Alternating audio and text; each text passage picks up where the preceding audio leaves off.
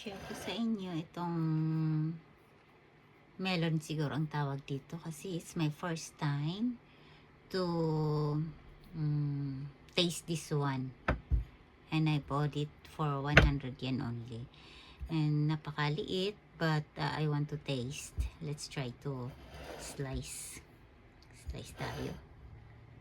Hindi ko alam paano pag-slice na ito eh. It's my first time. Hindi ko alam kung ano to, kung okay ba to. Ayan, is color white. Hinog na kaya ito? What do you think? Hindi ko rin alam. Let's try to slice again. One more. Para matesting natin. Ayan. Dito pa, isa pa. Hindi kita pala. Ayan. Ayan. Mura lang to. 100 yen lang. Tapos try natin balatan.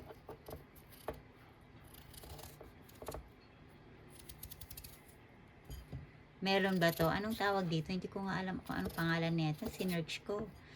Doon sa ano niya, sa code niya. Fruit lang siya.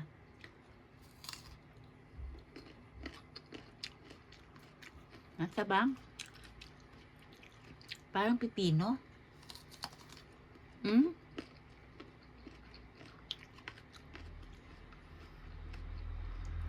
Baka hindi na siya fresh.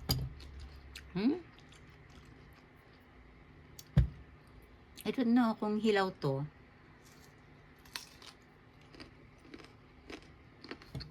Crunchy pa naman pero hindi siya matamis. Hindi ko alam kung ganito talaga ang lasa nito. Tapos may mga buto-buto pa oh. Hindi mo siya matamis. Ay. Kaya itong prutas na ito. Kaya siguro mura. It's cheap. It's 100 yen only. Gusto ko lang i-try kasi hindi ko pa natatry itong ano, melon na ganito. Ayan.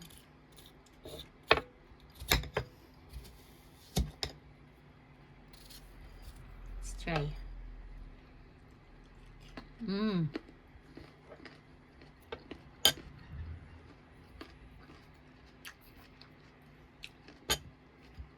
Kain tayo. Pero siyang pipino. Hilaw kaya ito? Hindi ko rin alam kasi it's my first time kung hilaw to or hindi. Pero wala siyang lasa. Parang pipino lang siya. And thanks for watching.